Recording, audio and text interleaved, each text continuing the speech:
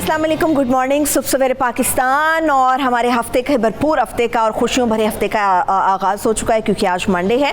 और मंडे में हमारी कोशिश होती है कि बहुत ज़्यादा मोटिवेशन आप लोगों के लिए लेकर आएँ और अच्छी अच्छी चीज़ें लेकर आएँ। मैं हमेशा आप लोगों को लेक्चर देती हूँ, बताती हूँ कि कौन सी चीज़ें अपनी शख्सियत का आपको हिस्सा बनानी है, कौन सी चीज़ें अच्छी हैं, किन बुरी चीज़ों को आपको निकालना बाहर होगा। और आज मुझे अंदाज़ा हुआ है कि मेरे अंदर भी कुछ खामियाँ हैं जिनको मुझे निकालने की ज़रूरत है। और मैं बहुत ज़्यादा शिकवे शिकायतें भी करती हूँ कि मैं बहुत अच्छी कुकिंग कर लेती हूँ, बहुत अच्छा बना लेती हूँ, लेकिन अनफॉर्चुनेटली जो कुछ भी बनाती हूँ वो मुझे अकेली को खाना पड़ता है, कोई भी घर में उसको नहीं खाता। शायद इसकी वजह यह है कि मेरी कुकिंग में वो बात नहीं है, या मेरे हाथ में शायद वो जायका नहीं है, या मैं उस तरह से एक्सपर्ट नहीं हूँ कि मैं अपनी जॉब को सबसे ज़्यादा टाइम दे रही होती हूँ, घर को टाइम देना मैं शायद भूल जाती हूँ या फिर थोड़ा कम टाइम देती हूँ। तो शिकवे शिकायतें मेरी भी बहुत सारी होती हैं, आप सब लोगों की भी होती होंगी, वो किसी भी शक्ल में हो सकती हैं। खामियाँ अपने अंदर भी होती हैं, दूसरों के अंदर भी होती हैं, मगर उन खामियों का अजाला हमें करना चाहिए, ना कि ये सूरत इख्तियार करनी चाहिए कि हम बहुत ज़्यादा गिले करें, बहुत ज़्यादा शिकवे करें। और अपने अंदर जो कमियां होती हैं उनको एक्सेप्ट करना चाहिए, उनको फेस करना चाहिए, और हमें पता होना चाहिए कि ये चीज़ें हमारी शख्सियत में हैं और हमें इनको निकालना होगा। जिस तरह से मुझे आज सुबह सवेरे पाकिस्तान के सेट पे आते ही अंदाज़ा हुआ कि मैं तो सिर्फ ब्रेड के ऊपर शायद जैम लगा लेती हूँ, या शायद मैं सिर्फ बटर लगा लेती हूँ, और मैं समझती हूँ कि मैं अच्छा सैंडविच बना लेती हूँ।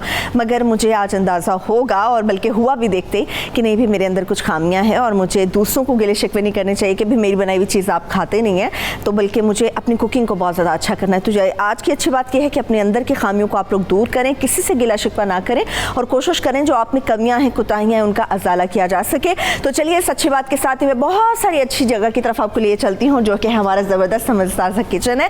वेलकम करेंगे Ayesha, thank you so much, आप सुबह सुबह पाकिस्तान में आज भरपूर चीज़ें लेकर आई हैं। थैंक यू जी। तो आयशा, आज हम क्या बनाने वाले हैं? आज हम सैंडविचेस बना रहे हैं। आप ही ने मुझे आज नीचा दिखाने वाली हैं कि सब तुम्हें कुछ नहीं ऐसी कोई बात नहीं है, नीचा दिखाने वाली बात नहीं है, लेकिन आपको सिखा सकती हूँ। हाँ, तो आज हम बनाने क्या वाले हैं आयशा? आज हम ग्रिल चिकन के साथ, फ्रूट्स भी पड़े हुए हैं, यहाँ पे ब्रेड है, क्या ग्रिल चिकन के साथ हम सैंडविच बनाएंगे, बॉइल्ड एग के साथ सैंडविचेस बनाएंगे। और हम पीच का मौसम है बहुत अच्छा, तो हम पीच मोजितो बना रहे हैं। अच्छा, इसमें क्या डिफरेंस है, क्या ये मजेदार सी चीज है? नाम तो बड़ा जबरदस्त सा लग रहा है, फैंसी से, तो मैंने कहा पूछ लें क्या है उसमें। पीच जो ड्रिंक होता है, वैसे तो सिंपली उसमें शुगर सॉल्ट वगैरह यूज होता है, लेकिन हम इसमें सॉफ्ट ड्रिंक डालेंगे और थोड़ा सा आप इसमें बेसल डाल सकते हैं, लेमन डाल सकते हैं। अच्छा, तो एक बहुत ही एक रिफ्रेशिंग सा। यानी आज हमें कितनी टाइप के सैंडविचेस भी देखने को मिलेंगे?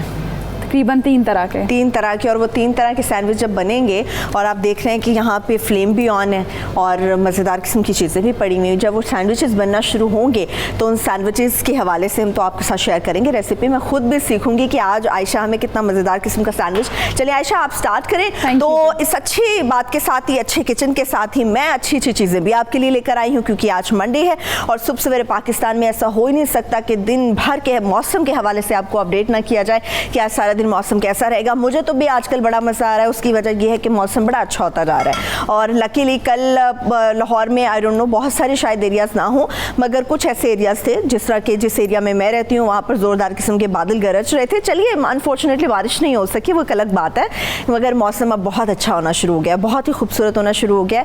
और अक्टूबर में वैसे कहते हैं कि अक्टूबर तो मोहब्बत करने वालों का महीना होता है, और जब ये महीना शुरू होता है तो इसमें मौसम भी बड़ा रोमांटिक सा हो जाता है। तो चलिए रोमांटिक मौसम की बात तो मैं बाद में कर लूँगी, मगर आज सारा दिन मौसम कैसा रहेगा ये मैं आपके साथ शेयर कर लेती हूँ।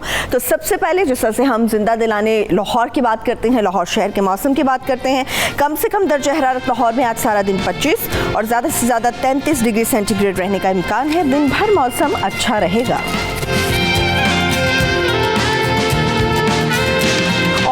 इस्लामाबाद की तो क्या ही कहने हैं। इस्लामाबाद में अगर यहाँ पर बादल गरज रहे हैं तो इस्लामाबाद में मौसम और भी ज़्यादा हसीन होता है। आज सारा दिन इस्लामाबाद की दर्जा हरारत की ये सूरत हाल रहेगी कि कम से कम दर्जा हरारत तो 24 रहेगा और ज़्यादा से ज़्यादा 32 डिग्री सेंटीग्रेड तक जाने का इम्कान है। और हम सबका बहुत ही प्यारा सा शहर कराची के मौसम की आज जो सारा दिन सूरत हाल रहेगी, यहाँ पर कम से कम दर्जा हरारत तो 27 रहेगा और ज़्यादा से ज़्यादा 36 डिग्री सेंटीग्रेड तक जाने का इम्कान है।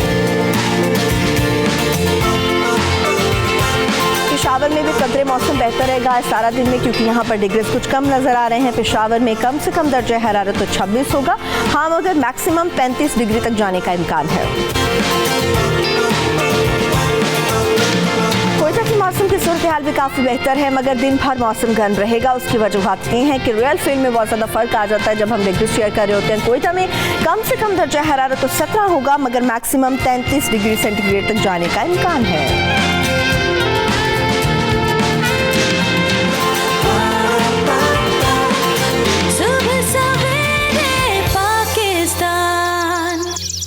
वो हीरोज़ भी हमारी ज़िंदगी में बड़े ही इम्पॉर्टेंट हैं, जो कि आज भी इस सरज़मीन में हर शख्स के सुकून के लिए अपनी खिदमत सर अंजाम दे रहे हैं।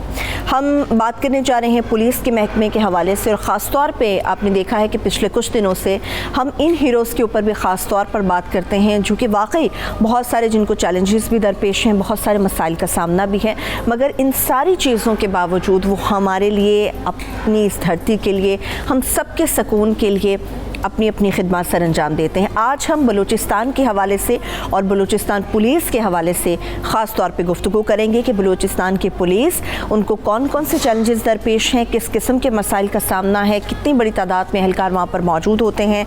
और हमें ज्वाइन किया है DIG कोयटा अब्दुल रज़ाक चीमा साहब ने। बहुत शुक्रिया सर आपके कीमती वक्त का, thank you so much. Cheema साहब, मुझे ये पहले बताइएगा, यकीनी तौर पर आप भी सलाम के काबिल हैं आप सब लोग, और अगर हम बलूचिस्तान की तौर पे बात करते हैं तो बलूचिस्तान पुलिस ने तो दहशतगर्दी से जिस तरह से जंग लड़ी है वो यकीनी तौर पे काबिल तहसीन है। मुझे ये बताएगा कि सूबे भर में ओवरऑल कितने ऐसे एहलकार हैं जो कि ड्यूटी सर अंजाम दे रहे होते हैं? जी बिस्मिल्लाहिर्रहमानिर्रहीम। हमारे जी तकरीबन 35,000 की फ़ोर्स है, जिसमें तकरीबन 10,000 की फ़ोर्स हमारी बलूचिस्तान कांस्टेबलरी है और इसके अलावा बाकी फ़ोर्स है, जिसको फिर मुख्तलिफ और यूनिट्स में तकसीम किया जाता है, जिसमें CTD है, फिर जिसमें डिस्ट्रिक्ट पुलिस होती है, जिसमें ट्रैफिक पुलिस है, तो इस तरह फिर फर्दर छोटी मोटी और भी ब्रांचेस और स्पेशलाइजेशंस होती है। तो टोटल हमारी अप्रॉक्सीमेटली 35,000 पुलिस फोर्स सूबे में काम करती है जी। ज़बरदस्त।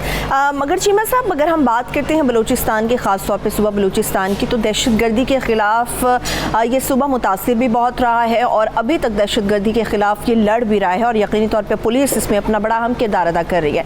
मगर दहशतगर्दी के ख़िलाफ़ जिस तरह से जंग लड़ रहे हैं आप लोगों के मसाइल क्या हैं? कहाँ पर आप लोगों को कमी महसूस होती है कि ये चीज़ें हमारे पास होनी चाहिए ताकि बेहतर तौर पर सूबे के लिए काम किया जा सके?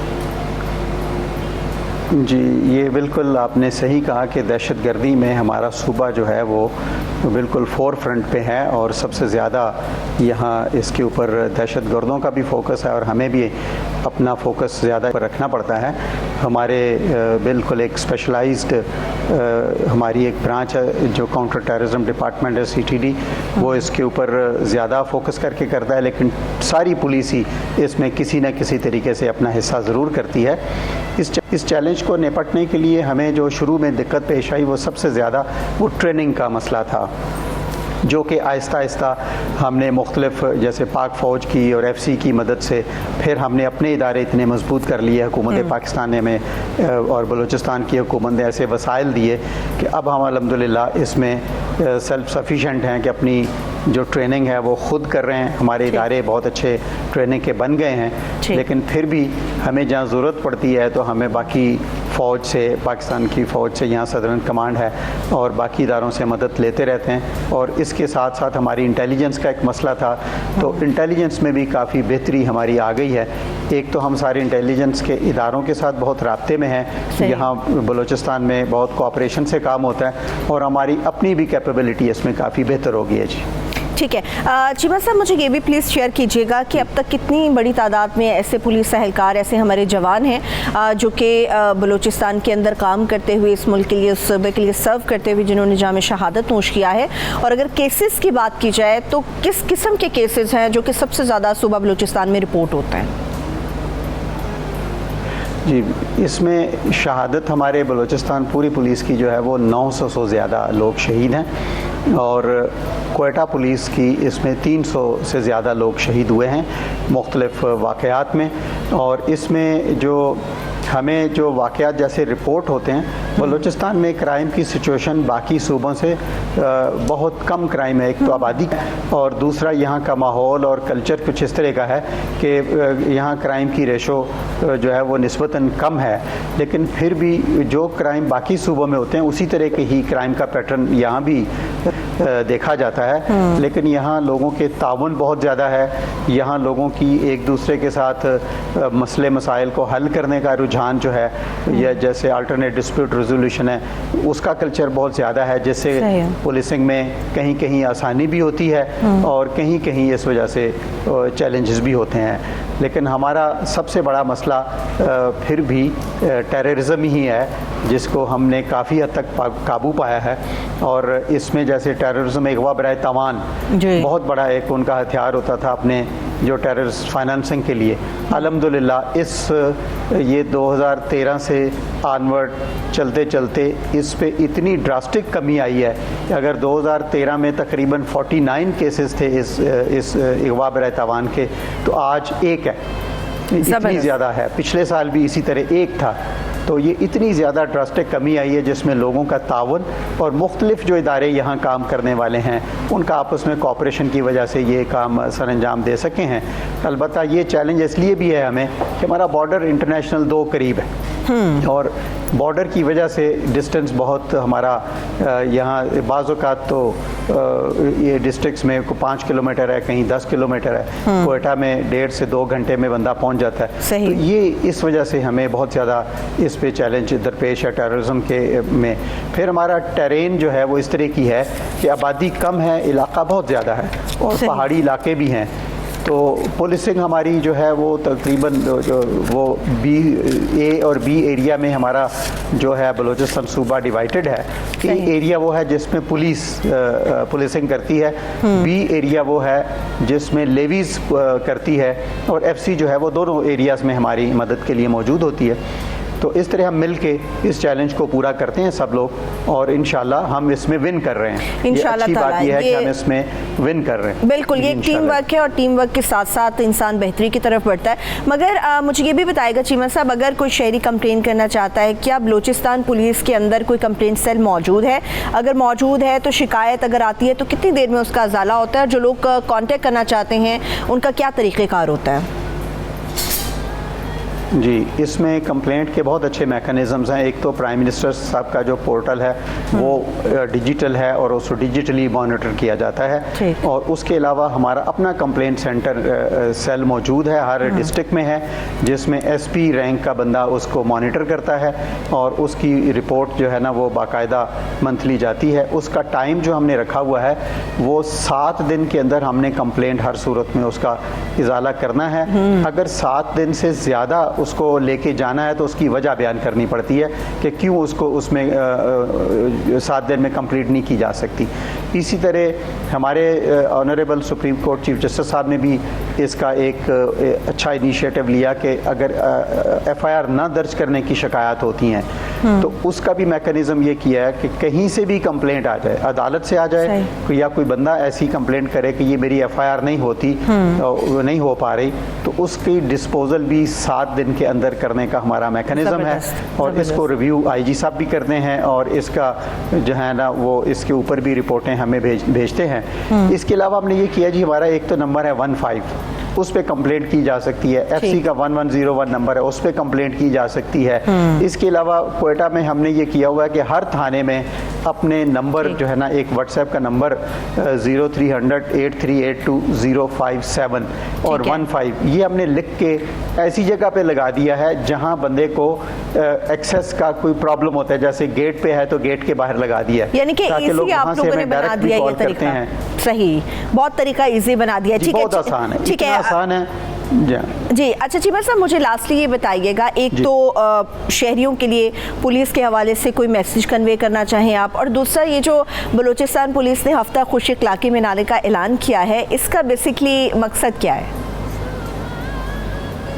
जी, बलूचिस्तान में हफ्ता खुश अखलाकी हमने ये पिछले साल भी मनाया था। इसका हमारी तरफ से भी बड़ा अच्छा रिस्पांस रहा, पब्लिक की तरफ से भी बड़ा अच्छा रिस्पांस रहा। अभी हमने दोबारा इसको मनाया है और ये हफ्ता इसी इतवार को ख़त्म हुआ, लेकिन इस दफ़ा हमने इसमें ये बात ये ऐड की कि हम ये चाहते हैं कि हमारा खुश अखलाकी एक मुस्तकिल रवैया बन जाए। हफ्ता मनाने का तो सिर्फ इसका होता है कि एहसास दिलाया जाए पब्लिक को भी कि हम इस तरह करना चाहते हैं, आप भी हमें इसी तरह का रिस्पांस। इसमें हमने फिर इस दफ़ा ये किया था कि इसमें चालान हमने एक हफ़्ता माइनर ऑफेंसेस के नहीं किए थे, बाकी जो छोटे छोटे इशूज़ थे उसके ऊपर भी हमने ये कहा कि लोगों को नसीहत करके समझा बुझा के उनको फारिग कर दिया। फिर हमने ये तय किया कि अपनी शख्सियत का हिस्सा बनाने के लिए हफ्ते का हर पहला दिन यानी सोमवार ये खुश अखलाकी के तौर पे मनाया जाएगा। इसमें हमने कुछ सेमिनार भी किए हैं, कुछ लेक्चर्स भी हैं और ये सेमिनार्स लेक्चर का सिलसिला हम इसको जारी रखेंगे। हम अपनी गिनती होती है हमारी हर ड्यूटी से पहले कहीं भी जाना हो अपनी हमारी ज़बान में, वहाँ ब्रीफिंग्स दे रहे हैं लोगों को, और इसकी अगर कोई शिकायत हो तो उस शिकायत को भी उसी अखलाकी तरीके के साथ ही हम उसका इजाला करते हैं अगर पुलिस का कोई रवैया किसी का अच्छा ना हो। हम ये चाहते ये हैं कि पब्लिक हमारे साथ तावन करे, वो भी हमें इंसान समझ के और हमारी मुश्किल को समझे और तावन करे और कानून की पाबंदी करे, और हम भी लोगों के साथ जो है ना वो एक इंसान के तौर पे उनके ना किसी रंग नस्ल या छोटे बड़े की तमीज़ के बगैर उनके मसाइल का हल कर सके, ज़बरदस्त, बहुत तमीज़ के बगैर करें। इसका रिस्पॉन्स जी बहुत अच्छा है। बहुत शुक्रिया आपका, thank you so much. Abdul Razzaq Cheema sahab DIG Quetta हमारे साथ मौजूद थे और यकीनी तौर पर बड़े अच्छे इनिशिएटिव्स लिए जा रहे हैं बलूचिस्तान के पुलिस के हवाले से। इन अपने जीते जागते हीरोज़ के साथ तो आपको मिलवाया हमने जो अभी भी दहशतगर्दी के खिलाफ अपनी जंग लड़ रहे हैं।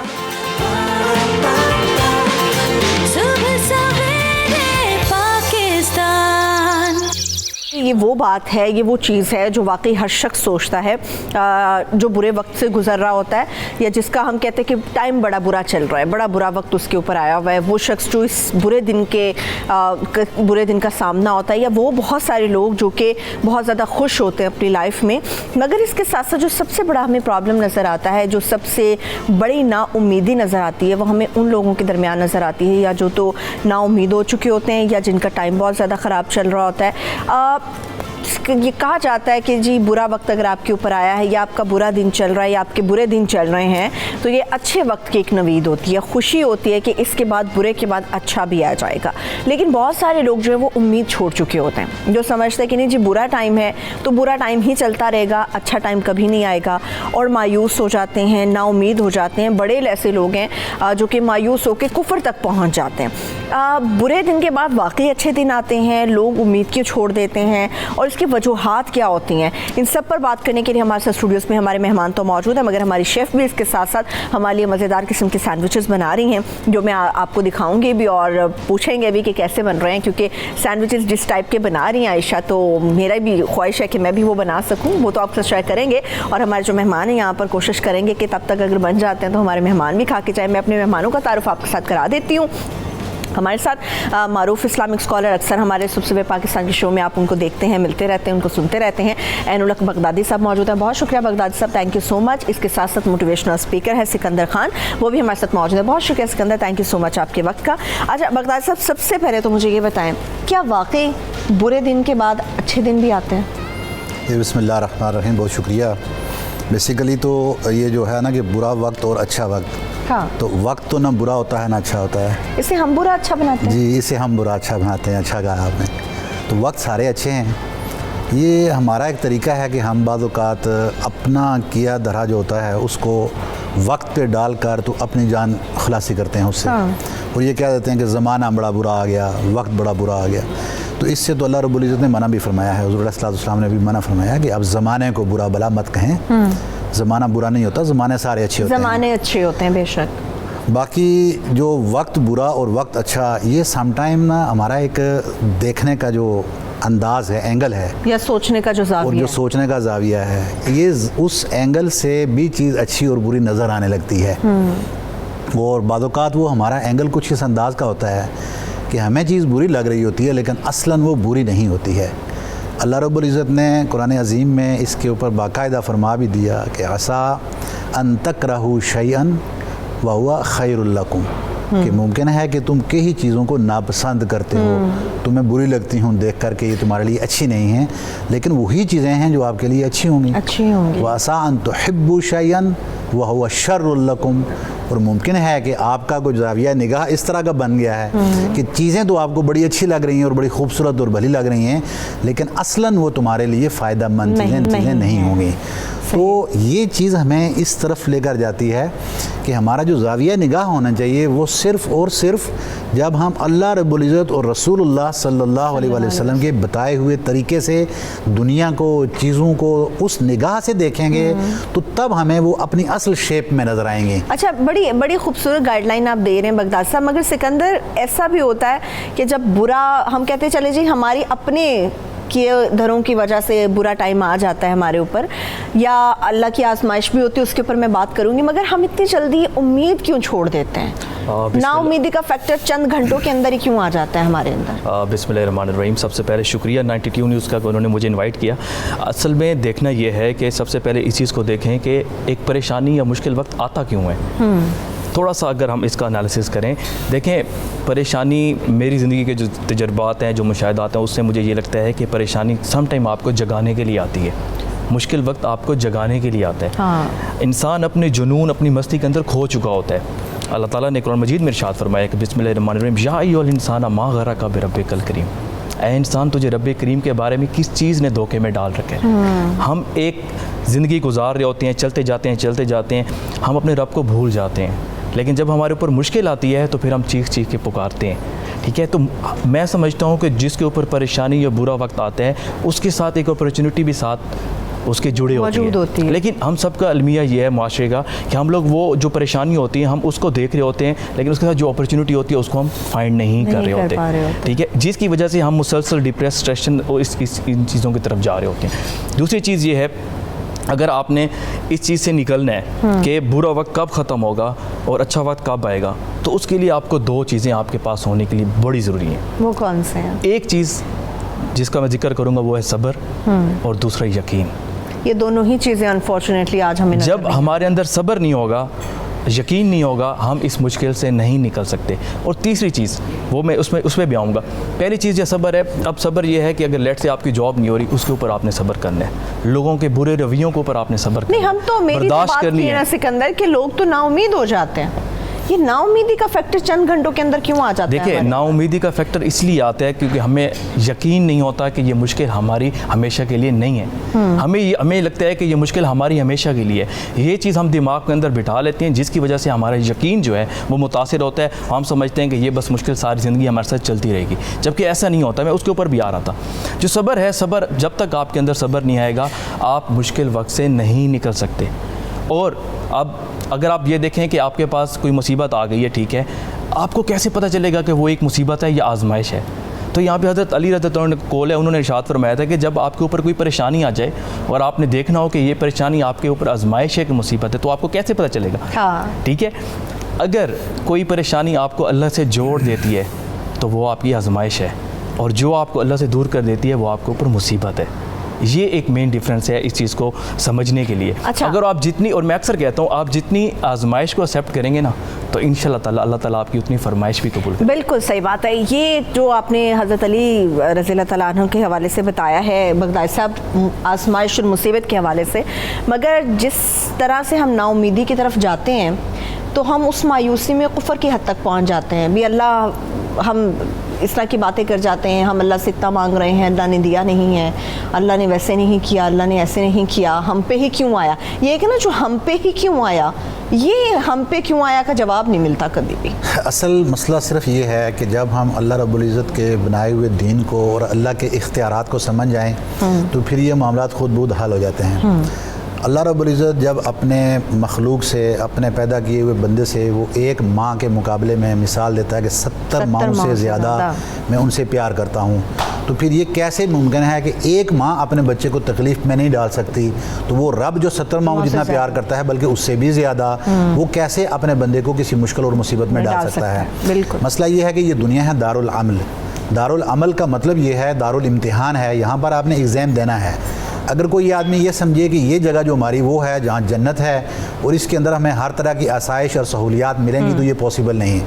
अल्लाह रब्बुल इज़्ज़त ने कुरान में ही ये फरमा दिया कि हुवल्लज़ी खलक़ल मौता वल हयाता लियब्लुवकुम अय्युकुम अहसनु अमला, कि अल्लाह रब्बुल इज़्ज़त ने मौत और हयात इन दो को तख्लीक ही इसलिए दिया कि ताकि वो तुम्हें चेक कर सके, ये देख सके, आजमा सके कि तुम में से अमल बेहतर किसका है। वला नब्लुवन्नकुम बिशैइन मिनल खौफ़ि वल जूअ व नक़्सिन मिनल अमवालि वल अनफुसि वस्समरात। अल्लाह रब्बुल इज़्ज़त ने फरमा दिया कि जब मैंने तुम्हें इस दुनिया के अंदर भेज दिया है तो मैं ज़रूर तुम्हें आजमाऊँगा।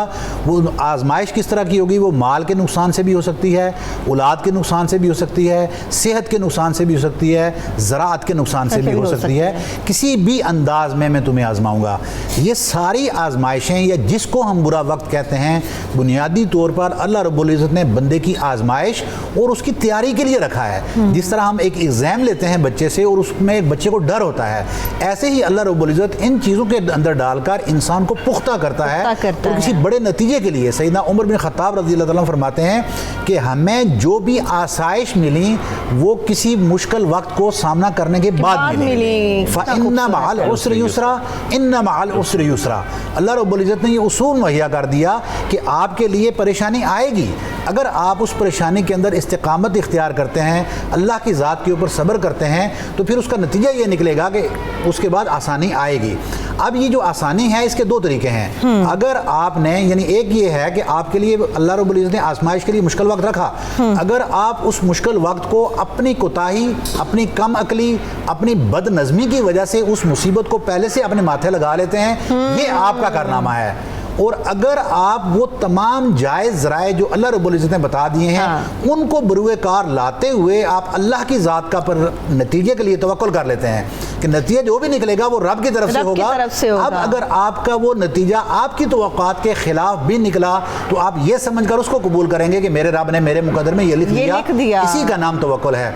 इसलिए शेख अब्दुल कादिर जिलानी रहमतुल्लाह अलैह फरमाते हैं, मल्लम, ये वो कहते हैं कि मुख्तलिफ जो इल्हामी कुतुब हैं उनका वो एक निचोड़ बयान करते हैं। नतीजा कि अल्लाह रब्बुल इज़्ज़त फरमाते हैं कि मल्लम यर्दा बिक़ज़ाई, कि वो शख्स जो मेरी क़ज़ा और जो मेरी कदर है उसके साथ राज़ी होना नहीं जानता, वलम यस्बुर अला बलाई, और जो मेरी तरफ से आने वाली मुश्किलात और परेशानी होती हैं उन पर वो सब्र करना नहीं जानता, फ़यख़ुज़ इलाहन सिवाई, अब उसके लिए ये मुमकिन नहीं है कि वो मुझे अपना खुदा तस्लीम करे, वो मेरे सिवा किसी और को अपना खुदा बना ले, क्योंकि ना वो मेरी तकदीर से राज़ी है ना वो मेरी परेशानी के ऊपर सब्र करना जानता है। इसलिए आप शुरू से आ जाएँ, अगर सैयदना आदम अलैहिस्सलाम से लेकर खातिमुल अंबिया हुज़ूर नबी करीम सल्लल्लाहु अलैहि वसल्लम की ज़ात तक तमाम अंबिया कराम को इन्हीं मुश्किलात में से गुजार कर कुंदन बनाया गया और वो बड़ी बड़ी आजमाइशों से गुजार कर उनको इस यकीन तक पहुँचाया गया कि हज़रत इब्राहीम अलैहिस्सलाम को अगर नमरूद की आग में न फेंका जाता तो क्या अल्लाह रब्बुल इज़्ज़त के ऊपर उनको वो यकीन हो सकता था जो उनको इस सूरत में मिला, और क्या उनको वो लज्जत नसीब हो सकती थी कि जो आग में फेंके जाने के बाद आग गुलो गुलजार बन जाती है उनके लिए। तो क्या ये हमारे लिए सबक तो वहाँ से मिले कि जिन लोगों ने उन मुश्किलात के ऊपर सब्र किया। तो जब हम इन मुश्किलात पर सब्र करते हैं, हुज़ूर अलैहिस्सलातु वस्सलाम ने फरमाया कि लफ्ज़ थे कि सुब्बत अलैया मसाइब दुनिया लौ अन्नहा, फरमाते हैं मेरे ऊपर इतने ज़्यादा मसाइब और परेशानियाँ इतनी ज़्यादा आईं कि अगर ये मसाइब और ये परेशानियाँ सुब्बत अलल अय्याम सिर न लयाली, अगर दिन के ऊपर, यानी सूरज जब रोशन होता है तो दिन के ऊपर ये मसाइब डाल दिए जाते तो उसकी रोशनी ख़त्म हो जाती और रात की तारीकी में बदल जाता। सुभान अल्लाह।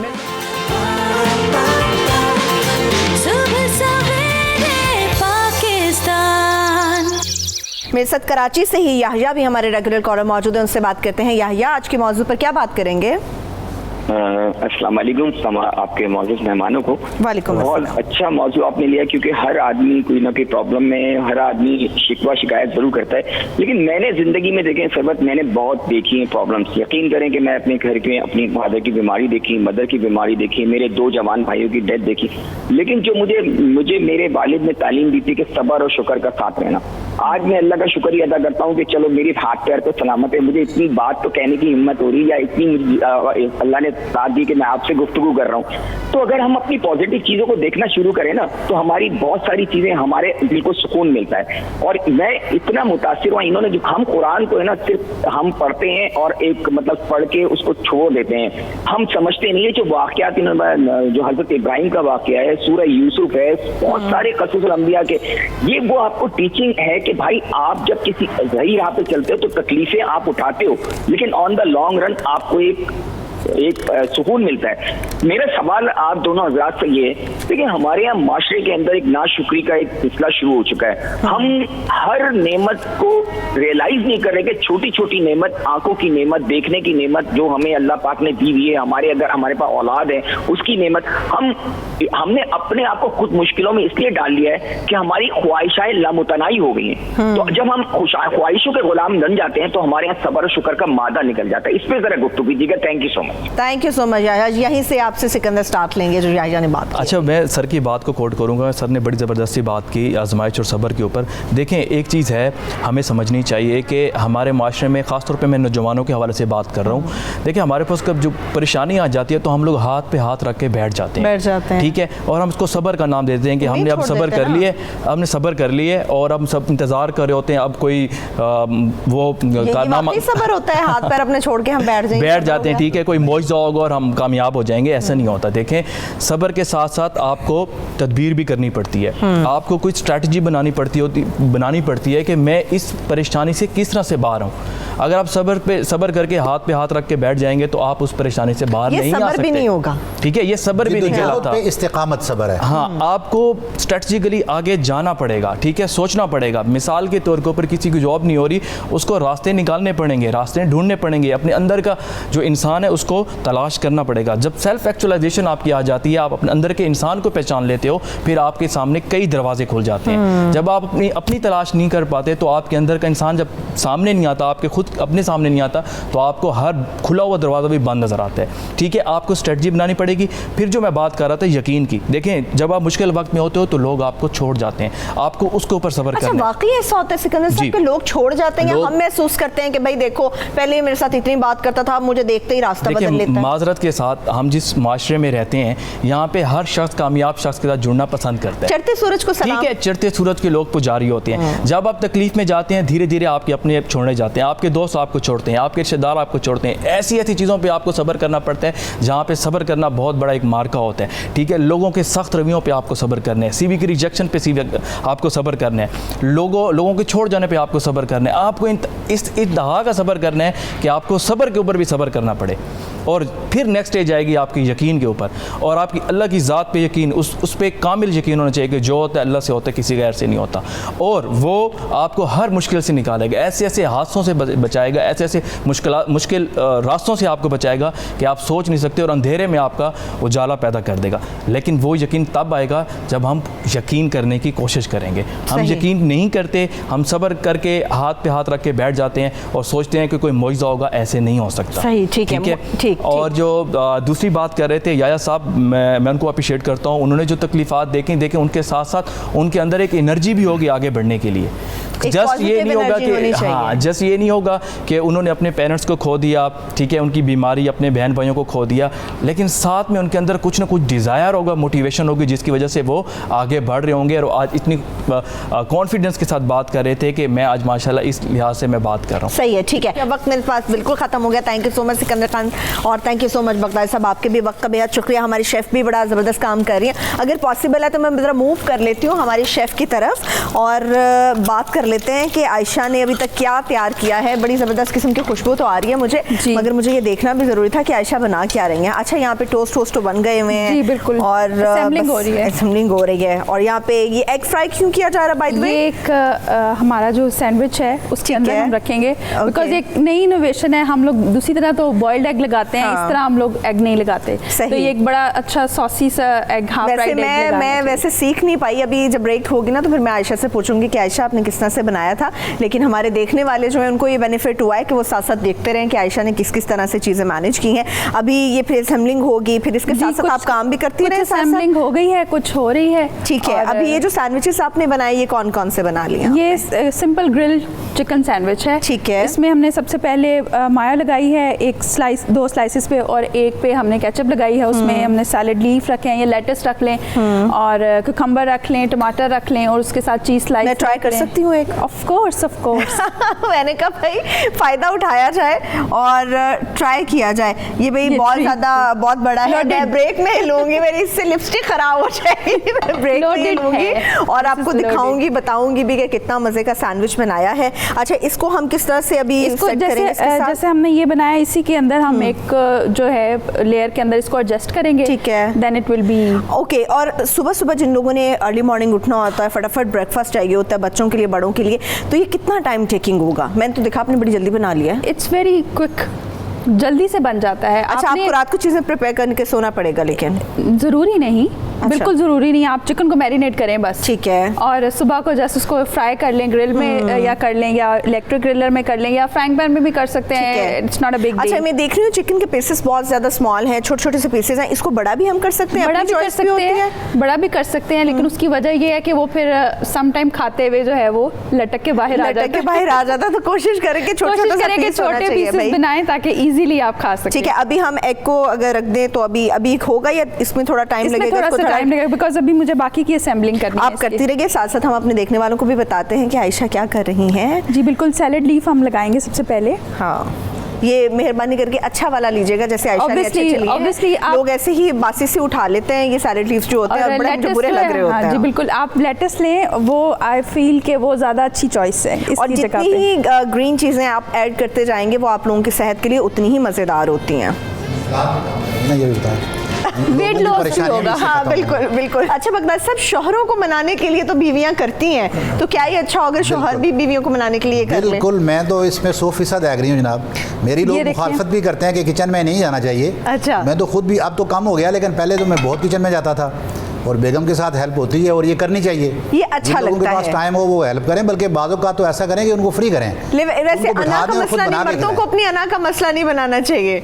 अना ये झूठी अना है, झूठी अना होती है। आप देखिए, मैंने इसको यहाँ पे एडजस्ट किया है। ओके। जहाँ मैंने चीज स्लाइस चिकन रखा है वहाँ पे मैंने एग जो है इसको, आपने इसकी जो योक है इसको थोड़ा सा आपने थोड़ा ज़्यादा इसको फ्राई करना है। Okay okay. सॉफ्ट रहने देना है ताकि जब आप उसको काटें देन वो चीज़ की तरह से अंदर उसकी और चीज़ का स्लाइस आपकी अपनी चॉइस है। आप एक स्लाइस इसमें रखना चाह रहे हैं, 2 रखना चाह रहे हैं, तो चलिए। आयशा ने तो ये बना लिया है। Thank you so much Ayesha. और इसके साथ ही मैं सुबह पाकिस्तान में एक ब्रेक की तरफ बढ़ रही हूँ। जब ब्रेक से हम वापस आएंगे तो फिर ये मैं ट्राई भी करूँगी, टेस्ट भी करूँगी, आपको बताऊँगी कि कैसा है। बगदाद साहब भी टेस्ट करना चाह रहे होंगे, सिकंदर खान साहब भी यहाँ पे मौजूद हैं। चलिए ब्रेक की तरफ बढ़ते हैं, ब्रेक से वापस आएंगे तो बात होगी आपके सितारों से मुतालिक और इसके साथ साथ आपकी सेहत से मुतालिक भी खास तौर पे गुफ्तगू होगी। Stay with us.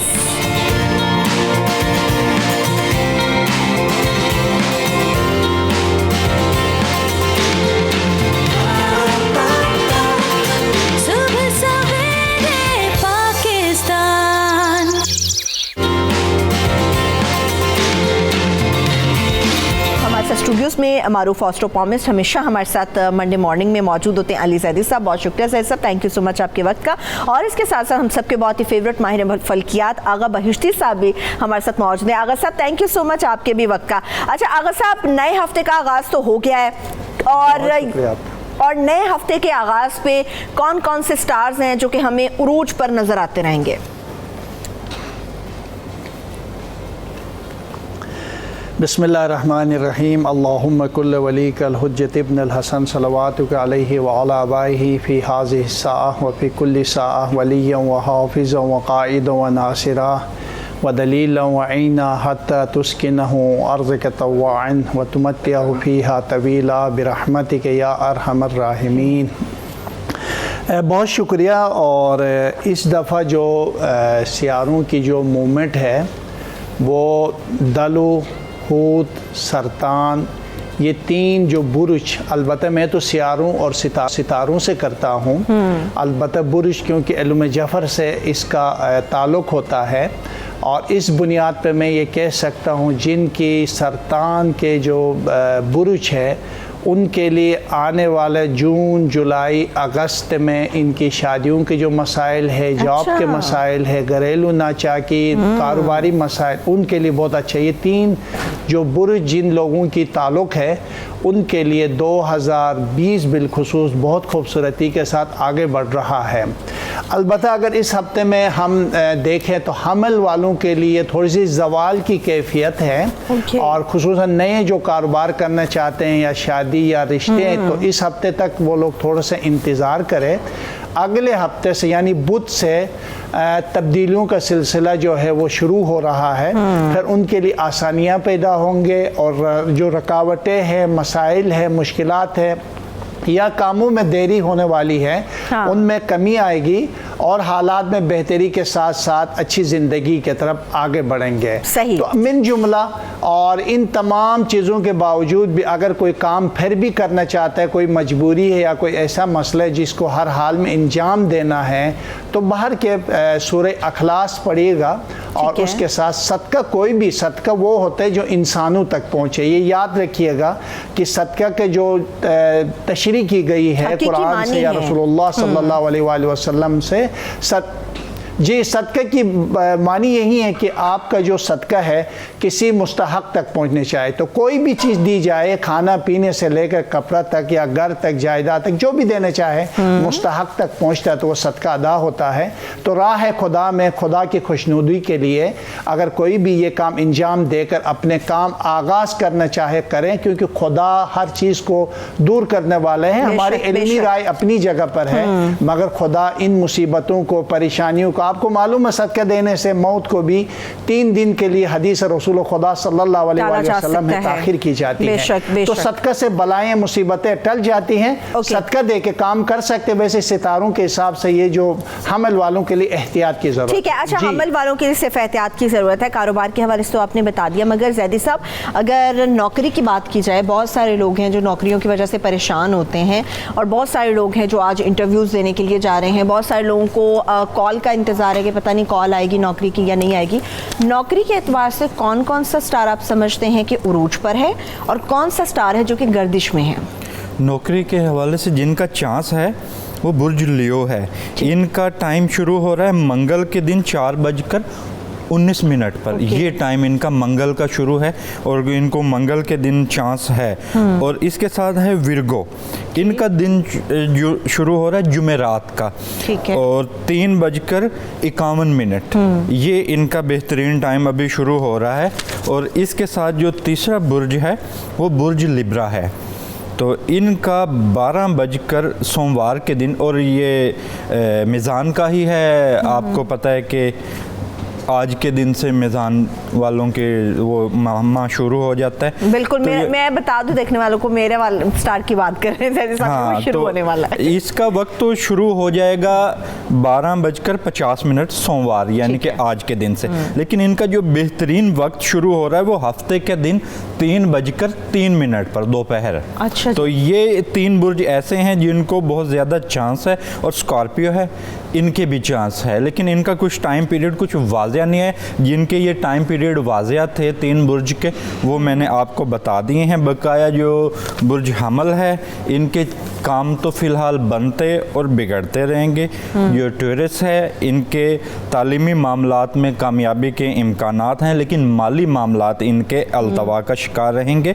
और दोस्तों के साथ इनके इख्तलाफात पैदा होने के इम्कानात हैं। जमनाई हैं, इनके अज़वाजी मामलात मुतासिर होने के इम्कानात हैं। ताहम इस मामले में भी इनको सब्र से काम लेने की ज़रूरत है और बैरूनी मुदालखत को अपने घर में ये ना करें। ठीक है। और कैंसर है, इनका टाइम तो बेहतर चल रहा है, लेकिन फिर भी इनको कोई नया काम शुरू नहीं करना चाहिए।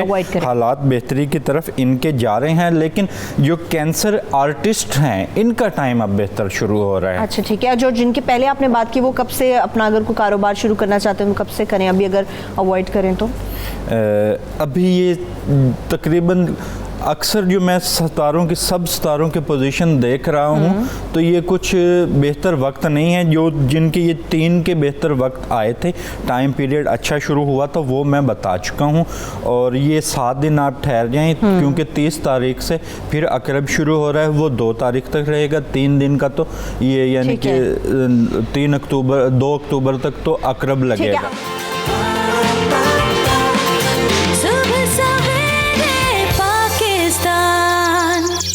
हमारे साथ 3 कॉलर्स और भी मौजूद हैं। यूसुफ पे सबसे पहले जाएंगे। जी मेरे भाई यूसुफ, बात कीजिए। जी अस्सलाम वालेकुम। वालेकुम अस्सलाम। जी मैंने अपने हालात ज़िंदगी के बारे में पूछना है, मुस्तकबिल के बारे में। ठीक है यूसुफ, सबसे पहले तो अपनी डेट ऑफ बर्थ, फिर वालिदैन का अगर नाम आप शेयर करना चाहते हैं वो बताइए, और फिर सवाल। जी 2 फरवरी सन 1978। ठीक है। बरोज़ जुमेरात। ठीक है। वालिद और वालिदा का नाम अगर शेयर करना चाहें। वालदा का नाम है कीमत बीबी। ठीक है। और वालिद का नाम है गुल्ला खान। ठीक है। जी मेरे भाई अब सवाल बताएं। सवाल यह है कि जी हमारी ज़िंदगी मुसलसल से मुसलसल गुजर जा रही है, बहुत बुरी तरह। मतलब मैं पूछ रहा हूँ कि मेरे हालात कब ठीक हो सकते हैं। ठीक है, ठीक है, अभी पूछ लेते हैं। थैंक यू, आपने कॉल की यूसुफ। नेक्स्ट हमारे साथ कॉलर मारिया मौजूद है, उनसे बात करते हैं। जी मारिया, क्या जानना चाहेंगी आप? ठीक है, मारिया से हमारा राब्ता भी मुनक़ता हो चुका हुआ है। सायरा हमारे साथ मौजूद होंगी। जी सायरा, बात कीजिए। अस्सलाम वालेकुम। वालेकुम अस्सलाम। मैम मैंने अपनी सिस्टर के बारे में पूछना था, उसकी शादी कब हो? जी सायरा पूछिए। उसका नाम आयशा, मम्मा का नाम रजिया, वालिद का नाम अशरफ, ठीक और है। Date of birth 10/3/1996। ठीक है, क्या पूछना है सिस्टर के बारे में? उनकी शादी का पूछना है आपने? जी मैम। रिश्ता वगैरह हुआ है? रिश्ता हुआ है उनका या आते हैं रिश्ते? हुआ भी नहीं, रिश्ता भी नहीं। अच्छा, रिश्ते आते हैं वैसे? 1-2 बार आए थे लेकिन उन्होंने नहीं लिया। ठीक है, चलिए अभी पूछ लेते हैं आपकी सिस्टर का क्या बेहतर हो सकता है। Thank you so much Saira, आपने कॉल की। यूसुफ का आगासा बताइएगा। उन्होंने अपनी वालिद और वालिदा का नाम भी शेयर किया है और अपने हालात के बारे में शदीद परेशान है कि किस तरह से बेहतरी लाई जा सकती है। जी बिल्कुल, इनका यूसुफ का उरूज शुरू है और ज़वाल की परेशानियों से निकलते हुए बेहतर मुस्तकबिल के तरफ इनके सितारों की चाल घर की तब्दीली के साथ आगे बढ़ रहा है। और मुझे लगता है थोड़ी सी मेहनत की ज़रूरत है, मार इससे इनकी ज़िंदगी में चेंजेस के साथ साथ तब्दीलियाँ होंगे और बेहतर मुस्तकबिल की तरफ बढ़ेगा। काम कारोबार में बेहतरी आएगी। सफ़र की भी निशानदेही हो रही है यूसुफ के लिए और अच्छा वक़्त और अच्छी ज़िंदगी इसके जायचे में मौजूद है। अल्लाह ताला नज़र बद से बचाए, बस मेहनत और हौसले की ज़रूरत है। कर्ज के मामलात ज़्यादा होंगे, इनके रुकावटें बहुत ज़्यादा होंगे। मुझे लगता है इसकी वजह से ज़िंदगी में काफ़ी मायूस हो जाता है। मायूसी से निकलकर अपनी ज़िंदगी को आगे बढ़ाएं और इनके हालात बिल्कुल ठीक हो जाएंगे। कुरान मजीद के एक सूरह कारिया और सूरह तकाबुन, ये अपनी ज़िंदगी में नमाज की पाबंदी के साथ ये पढ़े। ये दोनों सूरह अल्लाह की मदद इसको पहुँचेगी, रास्ते खुलेंगे और मुश्किलात में कमी आ जाएगी इंशाअल्लाह। और आयशा के हवाले से, जो उनकी शादी के हवाले से उसने जो सवाल किया ताकि इसके भी जवाब दूँ। और आयशा के हवाले से शादी के रिश्ता, मुझे लगता है कि आने वाले 3-4 महीने में इनके रिश्ता का होता हुआ नज़र आता है। और शादी के रिश्ते का जायचा का जो हिसाब से पिछले 1.5-2 साल से मौजूद है, अगले 3 साल तक जिनका जो सियारा शादी का बैठता है तो उसका किसी भी लम्हा किसी भी वक्त जो है वो शादी हो जाती है। अलबत्ता एक महल एक सितारे है वो इसके जायचे में मौजूद है, वो अभी निकल रहा है, रुकावटें ख़त्म होती है, किसी भी वक्त इंशाअल्लाह इसकी शादी हो जाएगी। फिर भी रसूल खुदा सल्लल्लाहु अलैहि वसल्लम ने कुरान मजीद की 2 सूरह तालीम फरमाई हैं। कोई भी इस प्रोग्राम को देख रहा है पढ़ सकता है, जिनकी शादियों की रुकावटें हैं। सूरह ताहा और सूरह यासीन की बाकायदगी के साथ 3-4 महीने तक तिलावत करने से नमाज फजर के बाद सबसे बेहतर है और इनकी शादियां भी हो जाएंगे और इनकी मुश्किलात में कमी भी आ जाएगी इंशाअल्लाह ताला। इंशाअल्लाह। आमिर साहब ने जो बताया जैदी साहब, उसके बाद आपने जो जायचा निकाला, इसमें सदक़ात हम किस तरह से कर सकते हैं और क्या क्या? ये यूसुफ के मामलात तो मैं देख रहा हूँ, लेकिन इसके 3 माह बाद इंशाअल्लाह यूसुफ के मामलात बेहतर हो जाएंगे। और जो यूसुफ का सदका लग रहा है वो दाल चना, नमक और ये सुर्ख रंग का कपड़ा और ये बड़ा गोश्त का सदका कर सकता है। ये टोटल वज़न 1 किलो हो, जितनी हस्ब तौफीक भी दे सकते हैं। 1 किलो कोशिश करेंगे, और जो कपड़ा है वो 4 गज़ कम से कम लें। और जो आयशा है, इसके बारे में उन पूछा था सायरा ने, तो इसके लिए इनका तो रिश्ता मैं होते इसी 2019 में ही इनका मैं रिश्ता होते देख रहा हूँ। और लेकिन इनको एक तदबीर करनी चाहिए। तदबीर ये करनी चाहिए कि इनको जुम्मा के दिन जो भी रिश्ते के मुतल्लिक मामलात हैं, या कुछ लोग अगर इनको देखने आते हैं आयशा को, तो उनको जुम्मा के दिन शाम के वक्त बुलाया जाए, क्योंकि ये चीज़ इसके सारे में आ रही है। जुम्मे का दिन इसके लिए बेहतर है, शाम का दिन बेहतर है। और अगर ये अपनी बेहतर तारीख जानना चाहते हैं तो इनके लिए तारीख बेहतर है 6 तारीख। अच्छा, ये किसी भी महीने की 6 तारीख को भी बुला लें। तो वो अगर 6 तारीख को नहीं बुला सकते तो जुम्मे का दिन हो और शाम का वक्त हो। और इसके साथ जो इसको सदका लग रहा है वो बाजरा, दही, अनारदाना, अंडा और चावल, ये चीज़ सदका कर सकती है ये। ठीक है। अच्छा, मुझे आगा साहब ये भी बताइएगा, अगर हम मुल्की हालात की बात करते हैं, आप उस पर भी बड़ी गहरी नज़र रखते हैं। वज़ीर-ए-आज़म अमेरिका में तो मौजूद है, मगर अगर कश्मीर की बात करते हैं तो कोई खुशखबरी एक्सपेक्टेड है कि कश्मीर से रिलेटेड हमें कोई अच्छी खबर सुनने को मिलेगी? देखिए, कश्मीर के हवाले से तो मेरी पेशन गोई 2024 के बाद सिलसिला शुरू हो जाएगा। बॉर्डर में काफ़ी हालात संगीन होंगे और 2025 के बाद कश्मीर की आज़ादी का पहला दिन शुरू हो रहा है। अच्छा। 4-5 साल के अंदर अंदर कश्मीर के मामलात तय हो जाएंगे और इंशाल्लाह कश्मीर आज़ादी का सुबह आसानी के साथ वो देखना उनके नसीब में होगा। इमरान खान का जो दौरा है वो बहुत कामयाब दौरा होगा। आलमी सतह पर कश्मीर के जो मसाइल है वो शानदार तरीके से उठाएगा, भरपूर तरीके से कश्मीर के केस लड़ेगा, अक़वाम मुत्तहिदा में लड़ेगा और उसका असरात यकीनी तौर पर कश्मीर के ऊपर पड़ेंगे और इंडिया के लिए मसाइल और मुश्किलात और परेशानियाँ इजाफा होंगे। मोदी सरकार के लिए मसाइल का इजाफा होता हुआ नज़र आता है। और ये भी मैं बता दूँ, जो 370 का जो इन्होंने एक कानून बनाया है कश्मीर को अपने साथ शामिल करने के लिए, वो भी अनकरीब मुझे ऐसे लग रहा है ख़त्म हो जाएगा। और कर्फ्यू के भी हालात आने वाले 1 हफ्ता 10 दिन में कश्मीर के लिए अच्छी खबरें मौजूद हैं। अलबत्ता इमरान खान अपनी ज़ाती सितारे की तरफ देखते हुए, ताकतवर सितारा पूरी दुनिया के जो सरबराहान ममलिकत है उसके ऊपर उसका असर पड़ेगा और उसका असर का फ़ायदा पाकिस्तान को भी पहुंचेगा और साथ साथ कश्मीर के लिए बहुत अच्छी खबरों के साथ अल्लाह ताला की मदद इमरान खान के ज़रिए कश्मीर तक पहुंचने वाली है। चलिए इंशाल्लाह वो तो हालात बेहतर होंगे। मगर ज़ैद साहब, लास्टली मुझे ये बताएंगे, जो हालात यहाँ पे ख़राब है पाकिस्तान के अंदर महंगाई की वजह से, ये सुनामी कब ख़त्म होने वाला है? जी, अभी डॉलर का रेट मेरे इल्म के मुताबिक अभी मज़ीद ऊपर बढ़ेगा, लेकिन इनकी लाइफ लाइन के साथ सपोर्टिंग एक लाइन है। हाँ। तो उम्मीद है कि कोई बड़ी मदद आने के बाद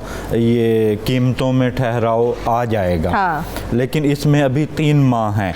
और जो ये कश्मीर का मामला है, जो अमेरिका का दौरा है, ये इससे हमें पाकिस्तान को और इमरान खान को कुछ मिलने वाला नहीं है, क्योंकि मेरे इल्म के मुताबिक जो ट्रंप का जायचा है वो खुद बहुत ज़्यादा उलझा हुआ है। वो अपने मामलात पर उलझे हुए हैं। वो कोई सुनने में आ रहा था कि ये सालसी कर रहे हैं, तो मेरे इल्म के मुताबिक ये कहीं पर कोई सालसी नहीं हो रही। ठीक है, ठीक है। इनके मामलात जो हैं, कश्मीर के मामलात, वो बदस्तूर उलझे रहेंगे, लेकिन आने वाले दौर में कश्मीर आज़ाद हो जाएगा। अच्छा आगा साहब, आप मुझे बताएं, ज़ैद साहब ने तो कहा है कि 3 महीने के बाद महंगाई कुछ कम हो जाएगी। कितनी कम होगी?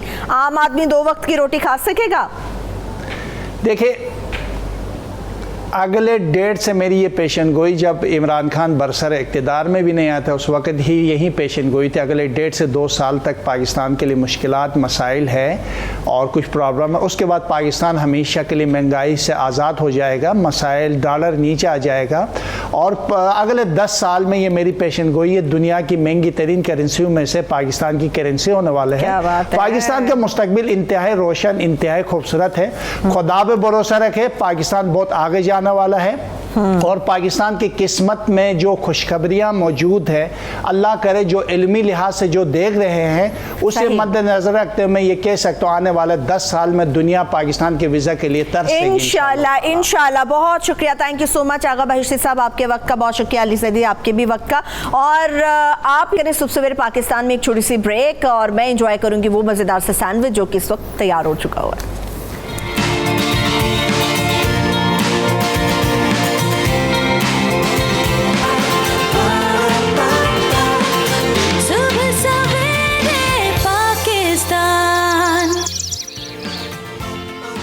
अभी वेलकम बैक। और आप देख रहे हैं कि मैं इंजॉय कर रही हूँ यहाँ पे खाना पीना, और इसके साथ साथ आयशा बड़ी मज़ेदार किस्म की चीज़ें बना रही हैं। पहले तो आपकी सैंडविचेस का एक शॉट लेना, लोगों को पता चले कि कितने मज़ेदार किस्म के सैंडविच बिल्कुल थोड़े से वक्त में आयशा ने तैयार किए हैं। अभी आयशा जो है ये आड़ू काट रही थी। आयशा, हम क्या बनाने वाले हैं अभी? पीच मोजीतो बना रहे हैं हम। ठीक है, और इसमें कितनी बड़ी क्वांटिटी में आपको आड़ू लेने पड़ते हैं? अपनी चॉइस है आपकी? इट डिपेंड्स, थिकनेस पे अपनी पे डिपेंड कर रहा है। ये थिकनेस पर डिपेंड करता है, आपको कितना थिक पसंद है, आप उतने ढेर सारे आड़ू डाल सकते हैं। ठीक है, और ये वैसे सीजनल भी हैं, आप लोग ले भी सकते हैं आराम से, मार्केट में अवेलेबल भी और है। ये ड्रिंक जो है ये आप कैन के साथ भी बना सकते हैं, कैन फ्रूट के साथ भी। ज़बरदस्त। लेकिन मेरे ख्याल में फ्रेश फ्रूट जो होता है ना, उसकी तो फिर बात ही कुछ अलग होती है। लेकिन कभी कभी ऐसा होता है कि सीजन में फ्रूट नहीं होता और बहुत दिल कर रहा होता है खाने हाँ, को। फिर आपको कैन फ्रूट के ऊपर जो है ना थोड़ा रिलाई करना पड़ता है। अभी हम ये ऐड करेंगे, इसके बाद हम मज़ीद कौन कौन सी चीज़ें ऐड करेंगे? इसके बाद हम शुगर ऐड करेंगे, सॉल्ट थोड़ा सा 1 पिंच ऐड करेंगे, और इसको हम इसकी प्योरी बना लेंगे। और ये अर्ली मॉर्निंग आप निहार मुँह ले सकते हैं इसको?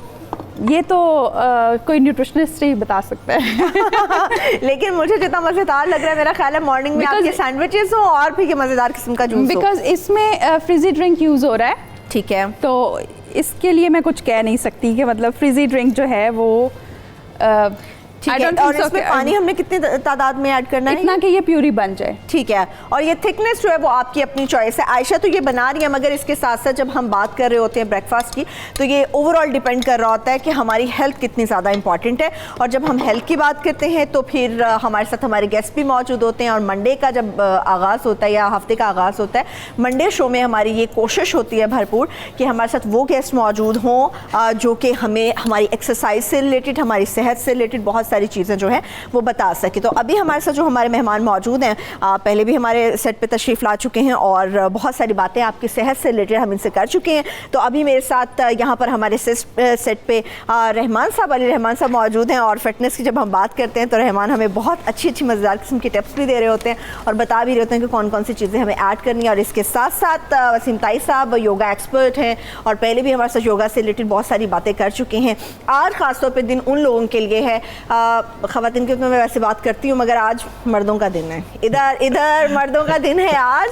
और मर्द जो स्मोकर्स हैं वो स्मोकिंग जो कर रहे होते हैं, उससे स्टेमिना आपका इतना लूज़ हो चुका होता है कि आप बिल्कुल मैं कहती हूँ ख़त्म हो चुके होते हैं। तो मुझे ये बताएं, कोई एक्सरसाइज ऐसी होती है कि स्मोकर्स को रोका जाए और ख़ासतौर पर चेन स्मोकर्स को रोका जाए? यस, एक्सरसाइज है। उसमें अगर आप बात करते हैं तो स्मोकिंग और एक्सरसाइज ये दोनों समझ लें कि ख़ुद को ख़त्म करने वाली बात है। एक्सरसाइज एपेटाइट डिक्रीज़ करती है। अब उसमें जब आपने एक्सरसाइज करनी है तो तकरीबन अगर जो बहुत ज़्यादा स्मोकर्स हैं, कोशिश ये करें कि 1 आवर डिफरेंस हो ट्रेनिंग और इसमें, और आपकी ट्रेनिंग 50 मिनट्स की हो। और उसमें क्या ट्रेनिंग 50 मिनट्स एक स्मोकर के लिए ईजी है? ईजी है, करनी है। अगर उसने इसको डिक्रीज़ करना है, क्रेविंग को कम करना है, क्योंकि एक्सरसाइज जो है ना कंट्रोल करती है। अब अगर आपने एक्सरसाइज करनी है, कौन सी एक्सरसाइज करनी चाहिए जिसमें स्विमिंग भी है, रनिंग भी है, जुम्बा एक्सरसाइज भी है, वो आप कर सारे स्टेमिना एक्सरसाइजेस बता रहे हैं जो कि एक स्मोकर शायद मुश्किल से कर सकता हो। अच्छा, अगर इसके मैं नेगेटिव इफेक्ट बताऊं तो शायद वो जल्दी कर ले, क्योंकि आपके ब्लड जो है ना स्टिकी होना शुरू हो जाता है। आपके जो लंग्स है उनकी वर्किंग स्लो हो जाती है, उसमें प्रॉब्लम्स आनी शुरू हो जाती है। उसके बाद जो आपके हार्ट इशू शुरू हो जाते हैं, ज़्यादा पम्प्ड अप होना शुरू हो जाता है, हार्ट बीट ऐसी होती है लाइक दिस, बिल्कुल थोड़ा सा वेट उठाया ये वो। अगर ये चीज़ें मैं पहले बताऊं, एक्सरसाइज बाद में करवाऊं, तो आई थिंक वो जल्दी कर ज़्यादा। रहमान अब्बास से तो हम एक्सरसाइज के जानेंगे किस तरह से की जाती है, मगर वसीम ताई साहब भी चूंकि मौजूद है। अच्छा वसीम ताई साहब, ये होता है कि योगा के अंदर भी आपको उतना ही स्टेमिना चाहिए जैसे कि आप फिजिकली एक्सरसाइज करने के लिए जिम चले जाते हैं? देखें, योगा एक्चुअली एक ऐसा ट्रीटमेंट है, कोई ऐसी डिज़ीज़ नहीं है जिसको वो क्योर नहीं करती है सर। और किस तरह आपको करना है, कोई भी मतलब हर एक आदमी जो भी उसको एडिक्शन है स्मोकिंग या ड्रग्स या कोई भी ऐसा लेता है, तो इसको आप करने के लिए बहुत नीचे के लेवल से हम स्टार्ट करते हैं, ताकि उसके अंदर तो रेजिस्टेंस पावर होती नहीं है। आप समझते हैं उसके लंग्स भी वीक होते हैं और वैसे भी उसकी ब्रीथ ऐसी नहीं होती जो एक नॉर्मल आदमी की होती है। बिल्कुल ऐसा ही तो है। योगा के अंदर पूरा उसको आप क्योर कर सकते हैं, और कोई ऐसी आपको ऐसा कोई इंस्ट्रूमेंट नहीं चाहिए, कोई ऐसी मेडिसिन नहीं चाहिए, सिर्फ अपनी ब्रीदिंग एक्सरसाइज से। उसमें 5 ऐसी एक्सरसाइजेज हैं जो हर एक को करना है। अच्छा, 1 बाय 1 फिर आप हमारे साथ शेयर करें कि स्मोकर्स की, अच्छा हमने स्मोकिंग की आदत छुड़वानी है। जी जी, ये स्टेमिना तो उसका बिल्ड करना ही करना है, उसकी आदत छुड़वानी है। जो बंदा खुद छोड़ना चाह रहा है वो कह रहा है क्या करूँ मैं, उसके लिए यही है कि जब वो ये स्टार्ट लेता है एक्सरसाइज का, एक्चुअली स्मोकिंग एक एडिक्शन है और एक्सरसाइज भी एडिक्शन है। एक नफ्सियाती मसला भी मैं समझती हूँ सिंह साहब। जी जी, ये नफ्सियाती इशू की छूट नहीं रही। नहीं, ये सिर्फ कहने वाली बातें हैं कि छूट नहीं रही। उसकी ये वजह है कि जो भी स्पोर्ट्समैन होता है या जो भी एक्सरसाइज करने लगता है वो आम आदमी से थोड़ा मुख्तलिफ होना शुरू हो जाता है। बिल्कुल, बिल्कुल। उसकी जो एक तो पॉजिटिव सोच होती है, जो बिल्कुल वो नेगेटिव सोचता है कि जी हर काम ही वो गलत सोचता है कि मुझे ये नहीं मैं कर सकता हूँ, ये नहीं कर सकता हूँ। हालांकि हर चीज़ जो स्पोर्ट्समैन होगा उसके लिए हर चीज़ पॉसिबल है ऐसा। और वक्त के साथ साथ वो एक्सरसाइज करने से, मतलब ये नहीं कि फ़ौरन ओवरनाइट प्रोग्राम नहीं है योगा, क्योंकि एक स्लो प्रोसेस है, लेकिन रिजल्ट्स उसके इतने अच्छे हैं कि हर इंसान को, मतलब मैं पिछले प्रोग्राम्स में भी आपको बताया, जो ब्रीदिंग एक्सरसाइजेज हैं वो हर एक के लिए लाजमी है।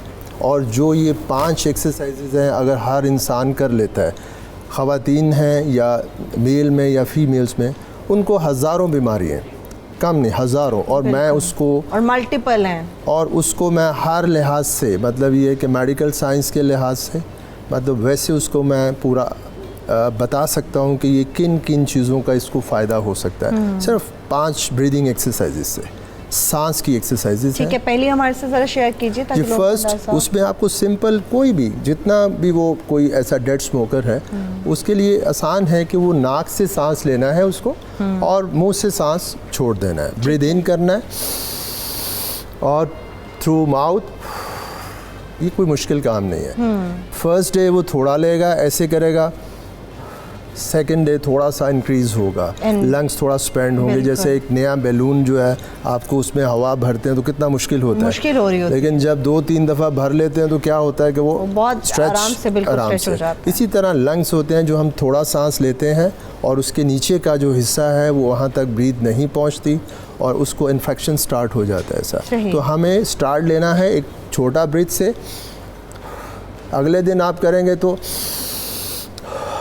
आप बड़ा लेना करेंगे। ज़्यादा इफेक्टिव अर्ली मॉर्निंग होता है या किसी भी वक्त? जी बेहतर है, लेकिन अगर कोई इस चीज़ का बहाना कर ले कि जी सुबह नहीं उठ सकता, हाँ तो कोई ऐसा नहीं। देखें आजकल टाइमिंग्स जो हैं वो नहीं, ऐसा आपको करना ज़रूरी है ऐसा कि अगर आप टाइम पे जाएंगे कि जी मैं उठ नहीं सकता हूँ या इसके लिए कोई बीच होना चाहिए या इसके लिए कोई ऐसा बहुत खुली फ़ज़ा हो, बहुत अच्छा है अगर हो तो।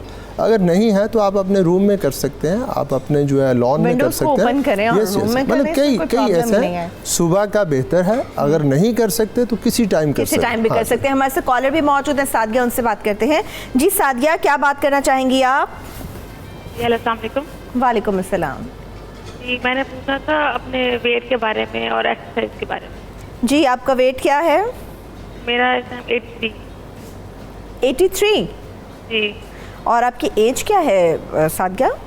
22। चलिए पूछ लेती हूँ मैं, थैंक यू सो मच। आपकी वैसे हाइट क्या है अगर ये बता दें? चलिए चली गई हैं। अब सिकंदर हमारे साथ मौजूद, उनसे बात करते हैं। जी सिकंदर मेरे भाई बात कीजिए। जी मैं जड़ावाल से बात कर रहा हूँ, सिकंदर यार। जी जी बोलिए। तो मुझसे बड़ा भाई है, तो वो ना थोड़ा सा स्मोकिंग के लिहाज से बहुत ओवर हो चुका है, तो हम चाहते हैं कि वो किसी तरीके से ये मैं जो ना सिगरेट से किनारा कशी कर सकता। ठीक है सिकंदर, अभी हम कुछ एक्सरसाइजेस शेयर करेंगे तो आप ज़रा गौर से हमारा शो देखते रहिएगा, उससे आपको अंदाज़ा होगा कि किस तरह से बचाया जा सकता है आपके भाई को।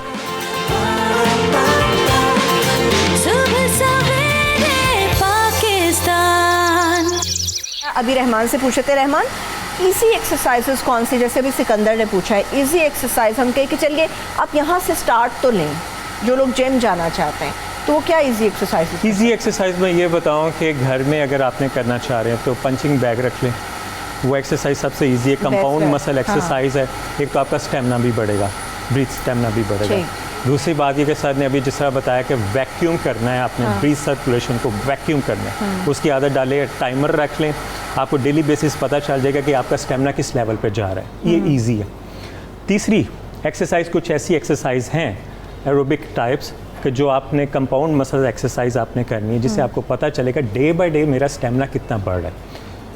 क्योंकि जब आप एक्सरसाइज करते हैं एपेटाइट फीलिंग आपको जो है ना कम होती जाती है। अगर आप स्मोकिंग करते हो तो क्रेविंग बढ़ती है और आपको खाने को दिल करता है। वो स्टबर्न फैट कहीं भी चली जाएगी, चाहे आपका स्टेमिना स्लो हो जाए और उसके बाद स्मोकिंग के बाद आपका दिल करेगा कि हाँ मैं कुछ और ज़्यादा खा लूँ, खाने के बाद जो है ना स्मोकिंग का इशू हो जाए। जब आप एक्सरसाइज करेंगे नेचुरली ना आपके माइंड में एक फीलिंग आनी शुरू हो कि नहीं। अभी कोई एक्सरसाइज है जो आप समझते हैं कि हमें अभी करके दिखानी चाहिए उन लोगों के लिए जो कि स्मोकर्स हैं और ख़ास तौर पे स्मोकिंग की आदत छुड़वाना चाह रहे हैं, उनकी किस तरह से उनको बचाया जा सकता है? ठीक है, आप हमारे साथ प्लीज़ उसको ज़रा शेयर कर लीजिएगा। अच्छा वसीम ताई साहब, आपने एक एक्सरसाइज तो बताई, सेकंड कौन सी एक्सरसाइज है जो लोग कहें भाई अच्छा मैंने ये नहीं करना, मैं ये करना चाह रहा हूँ? देखिए उसमें यह है कि आसान जो अभी बिल्कुल बिगनर्स हैं उनके लिए तो ये ज़रूरी है ऐसा कि वो आप हैं। और सेकंड उसमें आपको ये बिल्कुल स्ट्रेट यूँ बैठ जाएं और इसको आपको कहीं जाने की ज़रूरत नहीं है। सबसे जो अच्छी बात है मैंने पिछली बार जिसके पास बड़ा पक्का बहाना होगा ना वो घर बैठ के कर लेंगे। मतलब ये सिर्फ 5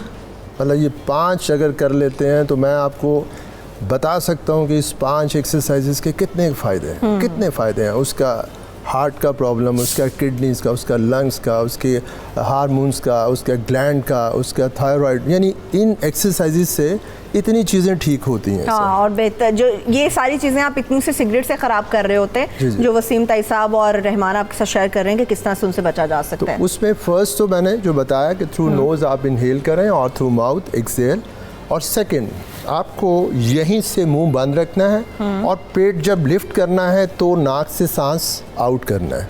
यानी स्पेशली सांस लेना नहीं है, थोड़ा समझने वाला है कि आप देखेंगे कि ऐसा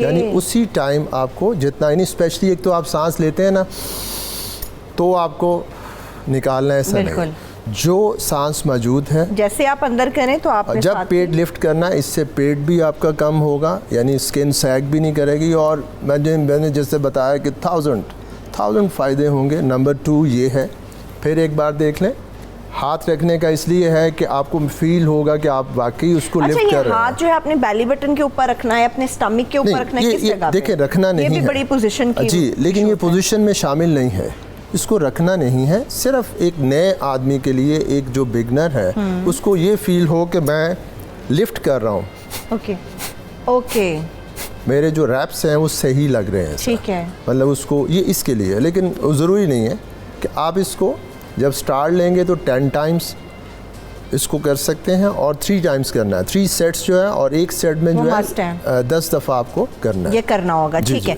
अच्छा रहमान आप कोई एक्सरसाइज शेयर करने वाले हैं हमारे साथ अभी? ये एक्सरसाइज ये है कि शुरू में थोड़ी सी प्रॉब्लम आएगी कि इसको हमने करना कैसे है, रेपिटेशन कम लगेंगे, लेकिन इसको आप डे बाय डे बढ़ाएंगे, इससे आपका स्टेमिना भी बढ़ेगा।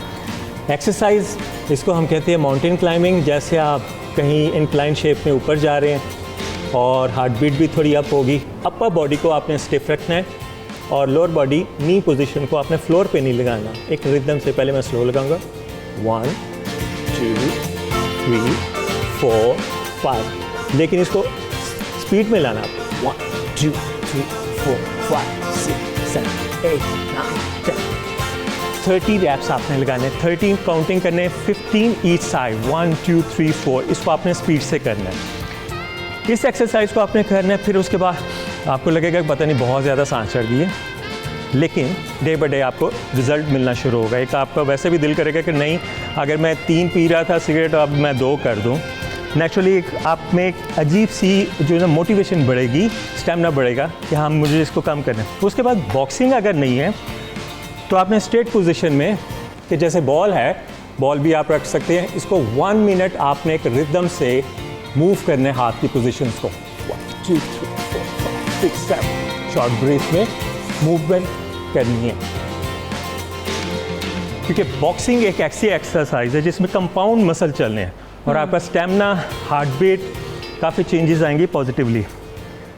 उसके बाद बैग नहीं है तो फिंगर पोजीशन पे अपने पाँव को रखने हैं रिदम में, 1 2 3 4 5 6 7 8 9 10 11 12 40। अच्छा, इसमें आपके लेग स्ट्रेट नहीं है? नहीं, ठीक है। आपकी रिदम बनेगी इसका movement right to left. Okay. अच्छा, कोई ऐसी एक्सरसाइज भी होती है रहमान जिसमें आप समझते हैं कि स्मोकर्स को ये एक्सरसाइज अवॉइड करनी चाहिए, इससे परहेज करना चाहिए, ये मत करें? नहीं, हमने वो एक्सरसाइज करनी है जिससे स्टेमिना बिल्डअप हो। हाँ। और हमारा कार्डियोवैस्कुलर सिस्टम भी स्ट्रांग हो। ठीक है। वो एक्सरसाइज हमने करनी है। हाँ, वेट ट्रेनिंग पे ना एकदम। अच्छा, उसकी क्या रीज़न है? उससे रीज़न ये कह ले कि पहली बात तो ये कि स्टेमिना नहीं है, हमने एरोबिक एक्सरसाइज करनी है अपने बॉडी वेट ट्रेनिंग पे, ताकि हमें पता हो कि हमारा स्टेमिना कितना है। ठीक। क्योंकि उसमें तो 8 to 10 रैप्स लगा के आप चिल करके बैठ गए कि हाँ ठीक है, लेकिन इसमें आपने टाइमिंग सारी चीज़ें काउंट करनी है ताकि कार्डियोवैस्कुलर सिस्टम स्ट्रांग हो और हमारी जो क्रेविंग बनती है उसको हमने कंट्रोल करना है। ठीक है। अच्छा, हमारे साथ दो कॉलर्स भी मौजूद है। रिजवाना से पहले बात करते हैं। जी रिजवाना, क्या जानना चाहेंगी आप?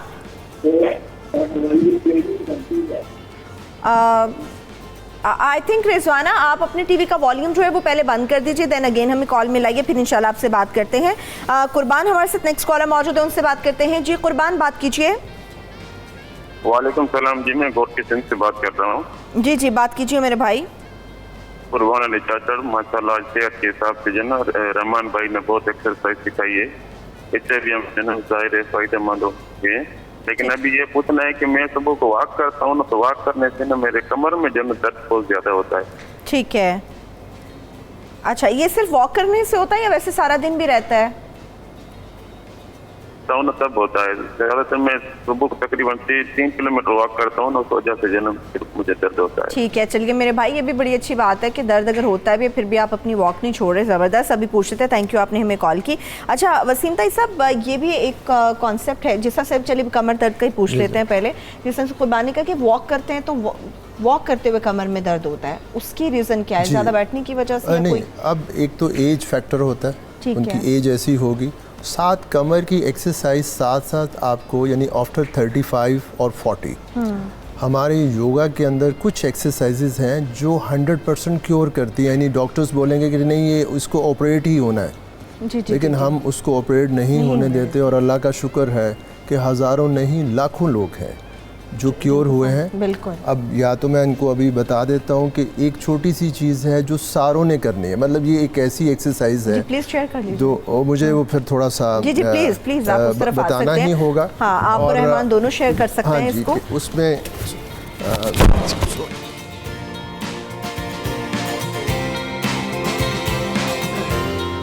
आप मेरा पहना हुआ है तो आप जी मैं करवा लेता हूँ। आप लेट जाइए सब, आप कैमरा फेस कर लीजिए। आप ज़रा सीधा लेट जाएं, लेग्स फेस अप जो है इस तरफ ठीक रहेगा, या लेग्स मेरे ख्याल में उस तरफ कर लें, ऐसा कि इधर ठीक रहेगा? ठीक है, जैसे आपको मुनासिब लग रहा है बस उस तरह से करें। लेग्स ऐसे फोल्ड कर लें आप। आपको राइट नहीं ऐसे सीधे रखना, सीधे ऐसे फोल्ड कर आपको ऐसा रखना है, और एक हाथ इसके अंदर से और यूँ बाहर से आपको ठीक है ऐसे पकड़ना, और इसको आपको स्ट्रेच करना है या होल्ड करें 5 to 10 सेकंड्स जो है, और फिर रिलैक्स एंड अगेन। ये किसी भी एज ग्रुप के लोग कर सकते हैं? देखिए, अगर जिनका हाथ नहीं पहुंचेगा उसको यहाँ पे उनको स्ट्रैप डाल लेना है, या कोई भी ऐसी बेल्ट। स्ट्रैप तो इजीली अवेलेबल होता है, या घर में कोई भी चीज अवेलेबल हो, हाथ नहीं पहुंच सकते तो और ये कितने रैप्स करने होंगे आपको? 3 टाइम्स इसको करना है, और 5 to 10 सेकंड्स इसको होल्ड करना है। ठीक है। एंड सेकंड इसी तरह दूसरी साइड पे आप रखेंगे, और ये हाथ इधर से, और इसको आप ओके और आपने अपनी कमर को बिल्कुल स्ट्रेच कर लेना है। ऐसे स्ट्रेच, यानी कि आपको जब स्ट्रेच करना है तो ब्रीद आउट, और जब पीछे आप रिलैक्स के लिए जाएंगे तो ब्रीद इन। ओके। जब स्ट्रेच करेंगे तो ब्रीद आउट। ठीक। मसल और लोअर बैक जो है ना स्ट्रेच आउट, यस। वो स्ट्रेच। अब जो मेन है, इसको करने के बाद जो मेन फंक्शन है जिससे आपको 5 और 6 L जो आपका कमर जहाँ प्रॉब्लम आता है, ठीक है, उसको कैसे बैलेंस करता है, वो ये एक्सरसाइज है इसके साथ है। हाँ। आपको उसी तरह हाथ रखना है, और इसको आपको बिल्कुल फ्री छोड़ना है ऐसा। अच्छा ठीक है, बिल्कुल लूज छोड़ दें आप। एकदम गिराना है, यस 1, इसको बिल्कुल ड्रॉप करें ऐसा, बिल्कुल ड्रॉप कर दें, जैसे हम योगा या कोई एक्सरसाइज करने के लिए बिल्कुल इसको लूज छोड़ देते हैं। सेकंड इसके ऊपर, ठीक है, यानी और ज़्यादा ये लूज़ होना चाहिए। फिर वापसी पे इसको आप वापस लाएं और इसको बाद में आपको करना होगा इसमें? अगर ये आप 20 टाइम्स कर लें, थोड़ा सा इसको आपको इस तरह रखना है कि इसको एकदम ड्रॉप करें, एकदम आप इसको छोड़ना है, जैसे कोई चीज़ गिर जाती है, ठीक है, और इसको इसके ऊपर आपको गिराना है ऐसा। फिर जब वापस आना है तो पहले ऊपर का आएगा, लेफ्ट हो या राइट, फिर सेकेंड, और इसी तरह पहले ये आपने 20 टाइम्स इसको कर इधर फिर गिराएं और फिर ऊपर, फिर इसको ऊपर वाले को वापस लाएं, फिर उसको वापस लाएं। तो अगर आप ये 20 दफ़ा या 10 दफ़ा करते हैं तो आप देखेंगे कि चंद दिनों में आपको अपना रिजल्ट मिलना शुरू हो जाएगा। ये ज़बरदस्त। और वॉक करने से पहले भी कर लें, वॉक के बाद भी इसको कर लें, तो आपको वो ख़त्म हो जाएगा। यानी कि एक तो होता है कि ये टेम्परेरी ठीक होगा, लेकिन एक टाइम पे ये बैक का प्रॉब्लम ख़त्म हो जाएगा। ठीक है। अच्छा, अभी सेहत के हवाले से रहमान के साथ तो हम बात करेंगे फिटनेस के ऊपर, लेकिन आयशा ने सेहत के हवाले से मज़ेदार किस्म का जो जूस बनाया हुआ था और सैंडविचेस बनाए हुए थे, तो आयशा अब ये प्रॉपर रेडी है। अच्छा, इसमें कैलोरीज तो बहुत ज़्यादा हाई नहीं होंगी? ऑब्वियसली इसमें फ्रिजी ड्रिंक है तो कैलोरीज हाई होंगी, इसीलिए मैं आपको कह रही थी कि अच्छा, तो चलिए फिर रहमान से पूछ लेते हैं। भाई रहमान, अब जूस भी ज़रूरी है मगर कैलोरीज भी हाई हो जाए, तो आप मेरे साथ ज़रा किचन में ही आ जाए, देख लेते हैं कि यहाँ पे क्या मैंने बहुत ज़्यादा फ्रिजी ड्रिंक नहीं डाला। अभी वैसे बिल्कुल कहते हैं कि एक्सरसाइज के बाद कुछ पीना नहीं चाहिए, तो मैं कह रही हूँ रहमान थोड़ा सा टेस्ट कर लें। और रहमान, ये आप टेस्ट करें। पोस्ट वर्कआउट जो है ना फूड तो चाहिए, हमें लिक्विड चाहिए। अब इसकी कैलोरीज तो हाई हैं, अब ये रहमान हमें बताएंगे इसकी कैलोरीज को कैसे डाउन किया जा सकता है। बिकॉज इसमें शुगर भी है और फ्रिजी ड्रिंक भी है। अच्छा, अगर हम शुगर ना भी ऐड करना चाहें तो अपना नेचुरल इसके अंदर वो टैंगी होगा। ओके, चले मैं टैंगी थोड़ा सा बर्दाश्त कर लूँगी। हमें टैंगी थोड़ा सा बर्दाश्त कर लूँगी। कैसा बना हुआ है ये? तो अब मुझे ये बताएं कि अगर कैलोरीज हाई हैं और शुगर भी ऐड करना है तो फिर हमें क्या करना चाहिए? सेहत भी ज़रूरी है, ये भी ज़रूरी है और फिटनेस भी। तो आप इस तरह कह रहे हैं ना कि इसको आप ब्रेकफास्ट में ले लें। ठीक है। ऑलरेडी आपके जो वर्किंग वगैरह होगी, शाम को अगर आपने वर्कआउट करना है तो वो बर्न हो जाएगा, जिसको आप इवनिंग में ना लें। अच्छा, इवनिंग में नहीं लें। अच्छा, ये जो इवनिंग में आपने उसके बाद सो जाना है और ये तो स्टोर हो जाएंगे, और जब स्टोर होंगे तो फैट में कन्वर्ट हो जाएंगे। अच्छा, अर्ली मॉर्निंग ये ले सकते हैं? ब्रेकफास्ट में आप ले सकते हैं। अच्छा, ब्रेकफास्ट में ले सकते हैं, यानी कि एक्सरसाइज के बाद जब आप घर आएँ और ब्रेकफास्ट करने के लिए बैठें तो उसमें ये आपके लिए ज़बरदस्त है। और मज़ेदार किस्म के सैंडविचेस में ये सॉसेस भी मैं देख रही हूँ, ये सॉस भी शायद पड़ी हुई है। जी, ये सिंपल हमने मायो और केचप को मिक्स किया है, तो वो ठीक है। ये बच्चों के लिए फिर बड़ा ज़बरदस्त सा बन जाता है, टेस्ट बच्चे इसको पसंद कर रहे होते हैं, भी अच्छा बन जाता है इस। अच्छा, फिटनेस के लिए रहमान कितना ज़रूरी होता है कि आप जो है ना फ्रेश फ्रूट्स लें और इसके साथ साथ सैंडविचेस में बहुत सारे लोग अवॉइड करते हैं कि जी हम वाइट ब्रेड नहीं इस्तेमाल करना चाहते, उसकी वजह ये कि जी हम ये मोटा कर देती है, तो हम इसको ब्राउन ब्रेड यूज़ करना बहुत ज़्यादा फ़ायदेमंद होता है। नहीं, बहुत ज़्यादा नहीं, डिपेंड करता है कि आपका टारगेट क्या है। हाँ, अगर आपने डेली सिर्फ कैलोरीज पूरी करनी है तो आई थिंक इसमें जो भी ना ये ब्रेड भी चलेगी। अच्छा, हाँ। इसमें कुछ ज़्यादा नुकसान नहीं होता? नहीं, बहुत ज़्यादा नहीं है। हाँ, आपने इतने ज़्यादा नहीं खाने।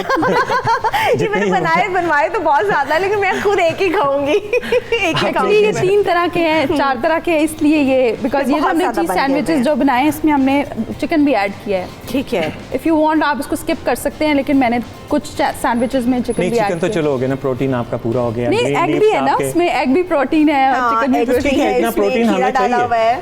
अब उसमें अगर आप साइज के हिसाब से एवरेज निकालो तो वो कितना प्रोटीन आएगा? हाँ। मेरे हिसाब से 50 ग्राम मैक्सिमम इतना बनेगा। हाँ, देखिए भाई, इतना खाने का आपको शौक है तो फिर थोड़ी एक्सरसाइज भी करें, थोड़ा सा योगा भी करें, ताकि आप लोगों को अंदाज़ा हो कि आपने अपनी फिटनेस किस तरह से रखनी है। अच्छा, लास्टली वसीम ताई साहब, मुझे जल्दी से आप ये बता दें, बहुत सारे स्मोकर्स कहते हैं कि जब तक हम स्मोक नहीं कर लेते, जब तक हम सिगरेट एक फूंक नहीं लेते, हम वॉशरूम नहीं जा सकते, तो उनके लिए अगर कोई योगा हो सकता है तो वो बता दें। जो उसके लिए ये है कि सबसे पहली चीज़ तो जो मैंने बताया, जो जितने भी स्मोकर्स हैं ऐसा, हाँ।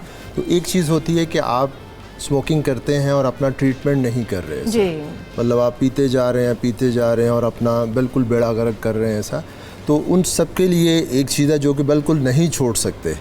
उनके लिए लाजमी है कि जो मैंने फ़र्स्ट एक्सरसाइज आपको बताई है वो लाजमी उसको करें, ताकि उनके जो लंग्स हैं वो साथ साथ रिपेयर भी हों ऐसा, कि जैसे जैसे मतलब वो करते हैं उनको साथ डैमेज होते जा रहे हैं। एक्चुअली ये सारी चीज़ें तब होती हैं कि वो एक एडिक्शन है, आपको बताएं कि उसको करने के लिए एक पूरा प्रोग्राम उसको करना पड़ता है। जैसे कि अभी इन्होंने रहमान साहब इन्होंने बताया है, फिर वॉक है, फिर ब्रीदिंग एक्सरसाइज है, आपको इस तरफ से इधर आना होता है। बस इंशाल्लाह ताला कोशिश करेंगे कि पूरा प्रॉपर प्रोग्राम हमारा 2 घंटे का सुबह सवेरे पाकिस्तान ऐसा हो जिसमें देखने वालों की सेहत से रिलेटेड बहुत सारे मामलात हों। आप एक एक्सरसाइज शेयर करें, तब तक हम क्लोजिंग पे जाते हैं। Thank you so much Ayesha, ये मज़ेदार किस्म की चीज़ें बनाने के लिए। रहमान आपका शुक्रिया, बहुत शुक्रिया वसीम ताई साहब आपका। तो ये एक्सरसाइज आप लोग नोट करते जाएं जो रहमान कर रहे हैं, ताकि आप लोगों को कुछ फ़ायदा हासिल हो सके। यस, इजी एक्सरसाइज तो कुछ भी नहीं है सिवाय बैठने के, क्योंकि ये एक्सरसाइज आपने करनी है, राइट टू लेफ्ट मूवमेंट करनी है। ओके, 1 2